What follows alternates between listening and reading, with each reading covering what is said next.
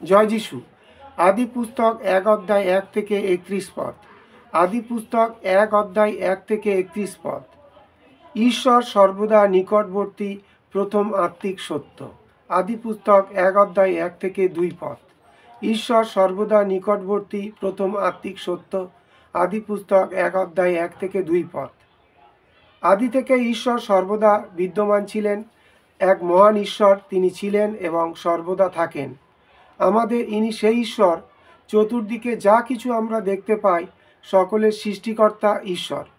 আমরা যে পৃথিবীতে বাস করছি, আদিতে তার কোনো আকৃতি ছিল না। এটা অসমাপ্ত ছিল, এটা সম্পূর্ণ অন্ধকারে আবৃত ছিল।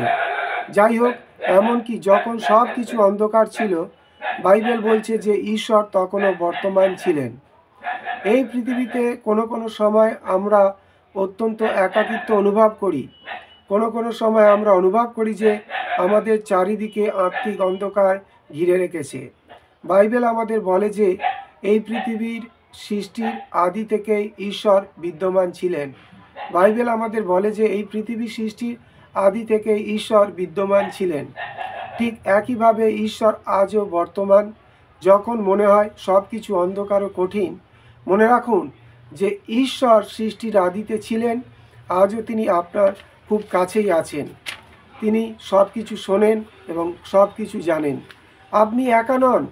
এই পৃথিবীতে আপনি যে অন্ধকার অনুভব করছেন তার সঙ্গে এই বিশ্ব ব্রহ্মাণ্ডের সৃষ্টিকারী ঈশ্বরের কোনো সামঞ্জস্য নাই, যিনি আজও আপনাকে ভালোবাসেন। আদি পুস্তক 1 অধ্যায় 3 থেকে 25 পদ। আদি পুস্তক 1 অধ্যায় 3 থেকে 25 পদ। ঈশ্বর যা সৃষ্টি করেছেন তার দৃষ্টিতে সেগুলি উত্তম ছিল।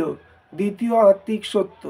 ঈশ্বর যা সৃষ্টি করেছেন তার দৃষ্টিতে সেগুলি উত্তম ছিল। দ্বিতীয় আত্মিক সত্য। ঈশ্বর আকাশমণ্ডল ও পৃথিবী সৃষ্টি করার পর তিনি তার মহান কাজের মাধ্যমে সব কিছু সুন্দরভাবে পৃথক পৃথক সৃষ্টি করতে আরম্ভ করলেন। আমাদের চতুর্দিকে যা আমরা দেখি, ঈশ্বর সবই 6 দিনে সৃষ্টি করেছেন। তিনি দিন ও রাত্রি সৃষ্টি করেছেন। তিনি আকাশ, সমুদ্র, মাঠের তৃণ, সূর্য, চন্দ্র এবং আকাশের সব তারা সৃষ্টি করেছেন। তিনি সব মাছ, সব পাখি এবং ভূচর সব প্রাণী সৃষ্টি করেছেন। অন্য কথায়, আমরা যা কিছু দেখি সবই তিনি সৃষ্টি করেছেন। আমরা যা কিছু দেখি সবই তাকে গৌরব দেবার জন্য ব্যবহৃত হতে পারে। গীত সংহিতা 19 অধ্যায়ের 1 পদ। গীত সংহিতা 19 অধ্যায়ের 1 পদ। অন্য কথায়, আমরা যা কিছু দেখি সবই সৃষ্টিকর্তা করেছেন। ঈশ্বর যা কিছু সৃষ্টি করেছেন তিনি বলেন সুন্দর। পৃথিবীতে যা কিছু আমরা দেখতে পাই সেগুলি আদিতে সুন্দর ছিল। ঈশ্বর গরু, ছাগল ইত্যাদি পশুদেরও সুন্দর রূপে সৃষ্টি করেছিলেন। গাছপালাও সুন্দরভাবে নির্মিত হয়েছিল। সূর্য, চন্দ্র, নক্ষত্রগুলি দেখেও ঈশ্বর আনন্দিত হয়েছিলেন। তিনি সর্বোপরি সুন্দর পৃথিবী নির্মাণ করেছিলেন। তাই সৃষ্টি তার গৌরবের জন্য। গীত সংহিতা 19 অধ্যায়ের 1 পদ। সুতরাং সমাপ্ত সৃষ্টির মধ্যে একটি প্রশ্ন উঠে আসে যে একজন সৃষ্টিকর্তা আছেন। এই পৃথিবী আজকের দিনে আর তত উত্তম মনে হয় না। ঝড় আছে, ভূমিকম্প, মৃত্যু এবং ব্যাধি আছে। এই উত্তম পৃথিবীতে কি ঘটেছে আগামী সপ্তাহে আমরা দেখব। একবার এক পুরুষ ও এক নারীর মধ্য দিয়ে এই পৃথিবীতে পাপ প্রবেশ করল। সমস্ত সৃষ্টি প্রতিফলিত হন। যাই হোক, যদিও সমগ্র সৃষ্টি প্রতিফলিত হলো, তথাপি আমরা এখনো আমাদের চতুর্দিকে দেখতে পাই যে ঈশ্বরের হাত কাজ করে চলেছে এবং তবুও আজও আমরা সৃষ্টির ভিত্তির উপর বেঁচে আছি ও সব কিছু উপভোগ করছি। অনেক সময় মানুষ যা করেছে দেখে আমরা প্রভাবিত হয়ে পড়ি। মানুষ বৃহৎ অট্টালিকা তৈরি করেছে, টেলিভিশন ও উড়োজাহাজ তৈরি করেছে। আমাদের সর্বদা মনে রাখা উচিত যে যদিও মানুষ অনেক কিছু প্রকৃতই আশ্চর্য করে দেবার মতো জিনিস তৈরি করেছে, কিন্তু এ সবই ঈশ্বরকৃত সৃষ্টির মূল বিষয় থেকে নেওয়া। ঈশ্বর যা কিছু তৈরি করেছেন তারই ভিতর থেকে বিষয়বস্তু ব্যবহার করেছেন। মানুষ তার কাজের জন্য। আজ রাতে কিছু সময় নিন এবং আকাশের দিকে তাকান, তারাগুলির দিকে দেখুন। ঈশ্বরের সৃষ্টির মধ্যে মানুষ যা সৃষ্টি করেছে তার তুলনা করুন। প্রকৃতপক্ষে উভয়ের মধ্যে কোনো তুলনা হয় না। আপনি যদি বিশ্বব্রহ্মাণ্ডের সৃষ্টিকর্তা ঈশ্বরকে জানতে পারেন, তবে তাকে প্রশ্ন করতে আরম্ভ করুন। তিনি আপনার কথা শুনবেন এবং তিনি নিজেকে আপনার কাছে প্রকাশ করতে আরম্ভ করবেন। সূর্য, চন্দ্র, নক্ষত্র এবং এই পৃথিবী তার অবিশ্বাস্য সৃষ্টি, কিন্তু যে আপনি এদের মধ্যে যা অন্য কোনো সৃষ্টির সঙ্গে তুলনা করা যায় না। আপনি হলেন ঈশ্বরের সর্বশেষ সৃষ্টি, তৃতীয় আত্মিক সত্য। আপনি হলেন ঈশ্বরের সর্বশেষ সৃষ্টি, তৃতীয় আত্মিক সত্য। আদি পুস্তক 1 অধ্যায় 26 থেকে 31 পদ।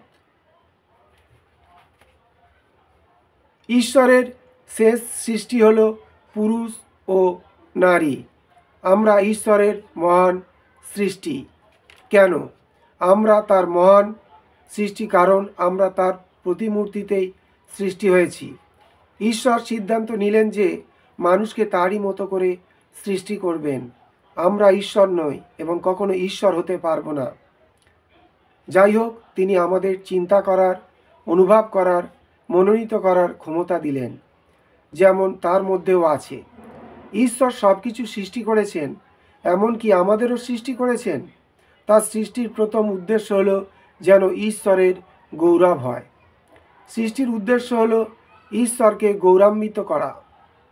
যাই হোক, তিনি খাদ্যস্বরূপ মাঠের গাছপালা আমাদের দিয়েছেন, আমাদের সেবা করার জন্য বিভিন্ন পশু দিয়েছেন, আলো উত্তাপ দেবার জন্য সূর্য, চন্দ্র, তারাদের সৃষ্টি করেছেন। এই সবই মানুষের জন্য শ্রেষ্ঠ উপহার। সমগ্র সৃষ্টি শুধু তাকেই নির্দেশ করে না, কিন্তু সৃষ্টি হয়েছে মানুষের উপভোগের জন্য। যদি আমরা ঈশ্বরের দৃষ্টিতে এত গুরুত্বপূর্ণ হই, তবে কেমন করে আমরা ঈশ্বরের গৌরব করতে পারি? আপনি একটি বিশেষ উদ্দেশ্যে সৃষ্টি হয়েছেন, সুতরাং আপনি ঈশ্বরকে স্বীকার করতে পারেন অথবা প্রত্যাখ্যান করতে পারেন। আপনার ঈশ্বরকে গ্রহণ বা প্রত্যাখ্যান করার মনোনয়ন আছে। আবার আপনি ঈশ্বর সম্বন্ধে জানার আগ্রহ প্রকাশ করতে পারেন অথবা অনিচ্ছা প্রকাশ করতে পারেন।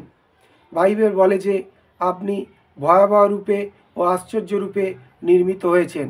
গীতসংহিতা 139 অধ্যায়ের 14 পদ। তিনি আপনাকে বিশেষভাবে ও নিখুঁতভাবে তৈরি করেছেন। আমরা কেউ সিদ্ধান্ত নিইনি। আমাদের প্রত্যেকের খুঁত আছে। আমরা কেউই সিদ্ধ নয়, আমাদের প্রত্যেকের খুঁত আছে। আমাদের মধ্যে কেউ কেউ অত্যন্ত খাটো, কেউ কেউ আবার অতিরিক্ত লম্বা, কেউ কেউ খুব মোটা, আবার কেউ কেউ খুব রোগা। কোনো লোক হয়তো প্রতিবন্ধী হয়ে জন্মেছে, কেউ কেউ আবার খুবই স্বাস্থ্যবান। আপনাকে কিভাবে সৃষ্টি করা হয়েছে সেটা কোনো ব্যাপার নয়। জীবনে একটা উদ্দেশ্য নিয়েই আপনাকে সৃষ্টি করা হয়েছে। একটাই উদ্দেশ্য, আপনাকে সৃষ্টি করা হয়েছে যেন আপনি ঈশ্বর পিতাকে এবং প্রভু যীশু খ্রিস্টকে জানতে পারেন, যাকে তিনি এই পৃথিবীতে পাঠিয়েছেন। আপনাকে সৃষ্টি করা হয়েছে যেন আপনি ঈশ্বর পিতাকে এবং প্রভু যীশু খ্রিস্টকে জানতে পারেন, যাকে তিনি এই পৃথিবীতে পাঠিয়েছেন। জন 17 অধ্যায় 3 পদ। একবার যখন আপনি তাকে জানতে শুরু করেন এবং তার প্রেমের অভিজ্ঞতা সঞ্চয় করেন, তখনই আপনি নিজের মূল্য বুঝতে পারবেন এবং অন্যকেও আরও মূল্য দেবেন। আপনি বুঝতে সমর্থ হবেন যে ঈশ্বর সর্বদাই নিকটবর্তী। আপনার জীবনে সব কিছু ঈশ্বর পরিবর্তন করে দেবেন। হয়তো আজ আপনি ভীষণভাবে দুশ্চিন্তাগ্রস্ত। আপনি অনুভব করতে পারছেন না যে আপনি একজন মূল্যবান ব্যক্তি। মনে রাখুন যে ঈশ্বরের সৃষ্টির মধ্যে সর্বাপেক্ষা মহান সৃষ্টি আপনি। তার মহান সৃষ্টি আপনি। আপনাকে চিরদিনের জন্য রক্ষা করেছেন। ঈশ্বর মানুষ সৃষ্টির পূর্বে সূর্য, চন্দ্র এবং সমগ্র বিশ্ব ব্রহ্মাণ্ড সৃষ্টি করেছেন, কারণ আপনি একমাত্র সৃষ্টি যাকে ঈশ্বর তার নিজের প্রতিমূর্তিতে সৃষ্টি করেছেন। যদিও জীবন কঠিন হতে পারে, তবু আপনি অনুভব করুন যে আপনাকে একটা বিশেষ উদ্দেশ্য নিয়ে সৃষ্টি করা হয়েছে। আপনার উদ্দেশ্য হলো আপনার সৃষ্টিকর্তা ঈশ্বরকে জানা। আপনি কি পুত্র যিশুর মধ্য দিয়ে পিতা ঈশ্বরকে জেনেছেন? যদি আপনি তাকে আপনার জীবন দিয়ে থাকেন, মনে রাখবেন আপনি একজন মূল্যবান ব্যক্তি। যদি আপনি আপনার জীবন তাকে না দিয়ে থাকেন, আপনি কি অনুভব করছেন যে আপনার জীবন তাহলে উদ্দেশ্যহীন? এটা কি সেই সময় নয় যে আপনি ঈশ্বরকে জানতে চাইবেন তার পুত্র প্রভু যিশুর মধ্য দিয়ে? ঈশ্বর খ্রিস্টকে এই পৃথিবীতে পাঠিয়েছেন ক্রুশে আপনার পাপের জন্য বলিদান হন, তিনি কবরপ্রাপ্ত হবেন এবং 3 দিন পর তিনি আবার পুনরুত্থিত হবেন কেবলমাত্র আপনার পাপের জন্য। খ্রিস্ট এখনও জীবিত এবং তিনি আপনার অন্তরে বাস করতে চান। আপনি কি আজ খ্রিস্টকে জানতে চান না? আপনি কি আপনার জীবন আজই তাকে দেবেন? ঈশ্বর যিনি বিশ্ব ব্রহ্মাণ্ড সৃষ্টি করেছেন, তাকে জানবার একমাত্র পথ হলো প্রভু যীশু খ্রিস্ট। বাইবেল আমাদের বলে এটাই ঈশ্বরের পরিকল্পনা। এটাই আজ আপনার জীবনে ঈশ্বরের পরিকল্পনা। আজ যদি আপনি আপনার জীবন প্রভু যিশুকে দিতে চান, আপনি প্রার্থনার মধ্য দিয়ে তাকে দিতে পারেন। আপনাকে শুধু সরলভাবে 3টি কাজ করতে হবে। স্বীকার করে নিন যে আপনি একজন পাপী। যেমন সকলে তেমনি আপনি নিজেকে পরিত্রাণ করতে পারেন না। স্বীকার করুন যে কেবল প্রভু যীশু খ্রিস্টই আপনাকে উদ্ধার করতে পারেন। অন্য কোনো ব্যক্তি মণ্ডলী কেউ আপনাকে বাঁচাতে পারে না। কেবল প্রভু যিশুই বাঁচাতে পারেন। আপনাকে মুখে স্বীকার করতে হবে এবং হৃদয়ে বিশ্বাস করতে হবে যে যিশুই প্রভু। এটা কিভাবে আপনি করবেন? প্রভু যিশুকে বলুন যে আপনি তাকে বিশ্বাস করেছেন, আপনি আপনার পাপ থেকে ফিরে মন পরিবর্তন করেছেন এবং বলুন যে তিনি আপনার প্রভু হন। মন পরিবর্তনের অর্থ হলো আমাদের পাপ থেকে সম্পূর্ণরূপে ফিরে আসা এবং আমাদের জীবনের নিয়ন্ত্রণ সম্পূর্ণরূপে তার উপর ছেড়ে দেয়া। আপনি কি আপনার জীবন আজই খ্রিস্টের কাছে সমর্পণ করবেন? প্রভু বলে গ্রহণ করবেন? ঈশ্বর তার আপন বাক্যে আমাদের আশীর্বাদ করুন। জয় যিশু।